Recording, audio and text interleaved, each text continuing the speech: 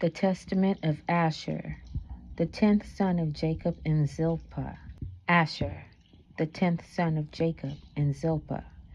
An explanation of dual personality. The first Jekyll and Hyde story, for a statement of the law of compensation that Emerson would have enjoyed. See verse 27. The copy of the testament of Asher. What things he spake to his sons in the 125th year of his life. For while he was still in health, he said to them, Hearken, ye children of Asher, to your father, and I will declare to you all that is upright in the sight of the Lord. 2 ways has God given to the sons of men, and 2 inclinations, and 2 kinds of action, and 2 modes of action, and 2 issues. Therefore, all things are by twos, one over against the other. For there are 2 ways of good and evil, and with these are the 2 inclinations in our breasts, discriminating them.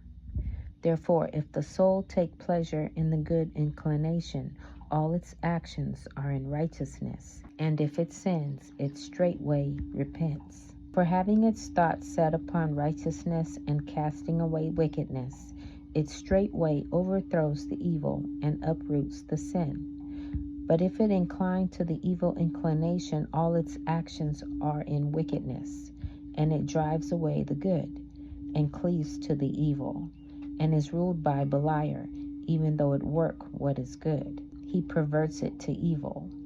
For whenever it begins to do good, he forces the issue of the action into evil for him, seeing that the treasure of the inclination is filled with an evil spirit. A person then may with words help the good for the sake of the evil, yet the issue of the action leads to mischief.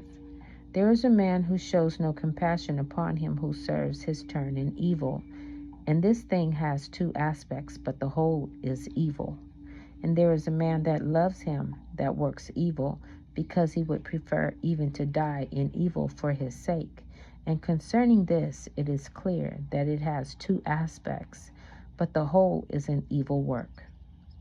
Though indeed he have love, yet is he wicked, who conceals what is evil for the sake of the good name.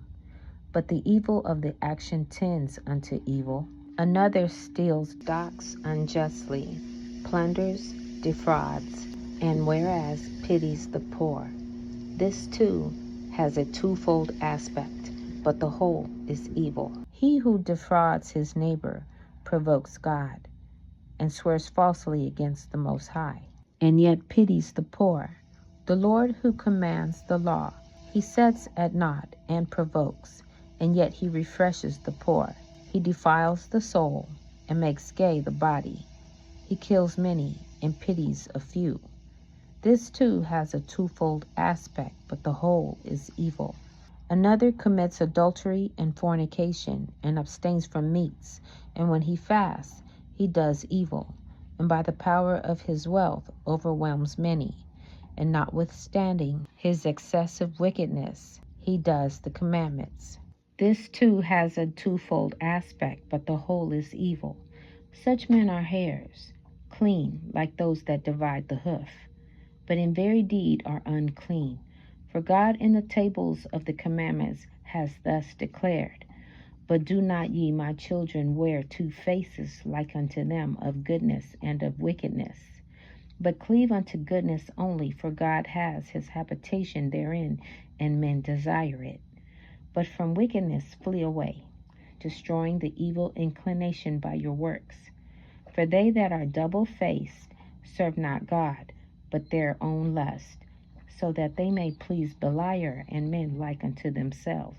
For good men, even they that are of single face, though they be thought by them that are double-faced to sin, are just before God. For many in killing the wicked do 2 works, of good and evil, but the whole is good, because he has uprooted and destroyed that which is evil. One man hates the merciful and unjust man, and the man who commits adultery and fasteth. This too hath a 2-fold aspect, but the whole work is good, because he follows the Lord's example in that he accepts not the seeming good as the genuine good. Another desires not to see a good day with them that riot, lest he defile his body and pollutes his soul. This too is double-faced, but the whole is good. For such men are like to stags and to hinds, because in the manner of wild animals they seem to be unclean, but they are altogether clean, because they walk in zeal for the Lord and abstain from what God also hates, and forbids by his commandments, warding off the evil from the good. You see, my children, how that there are two in all things, one against the other, and the one is hidden by the other. In wealth is hidden covetousness, in conviviality drunkenness, in laughter grief, in wedlock profligacy.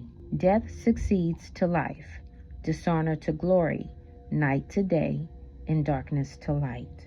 And all things are under the day, just things under life, unjust things under death. Wherefore also eternal life awaits death. Nor may it be said that truth is a lie, nor right wrong. For all truth is under the light, even as all things are under God.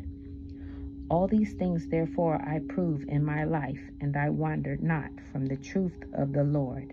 And I searched out the commandments of the Most High, walking according to all my strength, with singleness of face unto that which is good. Take heed, therefore, ye also, my children, to the commandments of the Lord, following the truth with singleness of face. For they that are double-faced are guilty of a twofold sin.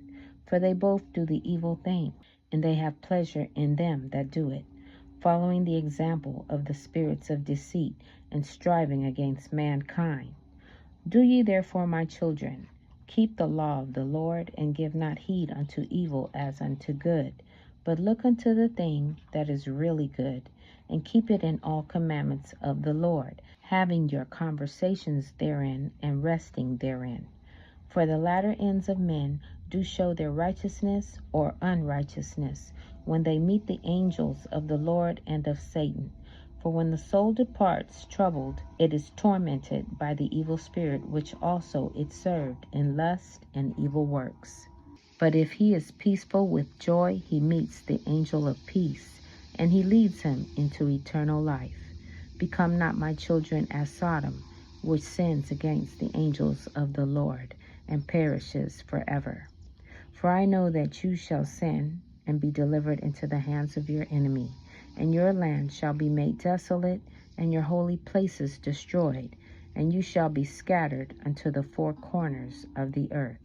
And you shall be set at naught in the dispersion, vanishing away as water, until the Most High shall visit the earth, coming himself as man, with men eating and drinking, and breaking the head of the dragon in the water. He shall save IsRaEl and all the Gentiles, God speaking in the person of man. Therefore do you also, my children, tell these things to your children, that they disobey him not.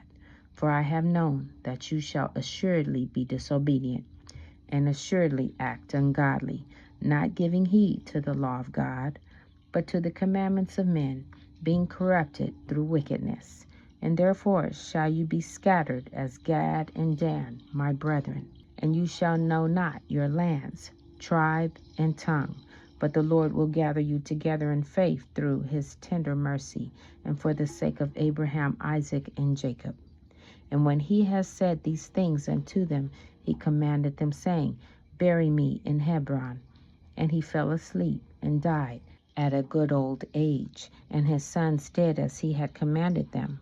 And they carried him up to Hebron, and buried him with his fathers. This concludes the Testament reading. Shalom.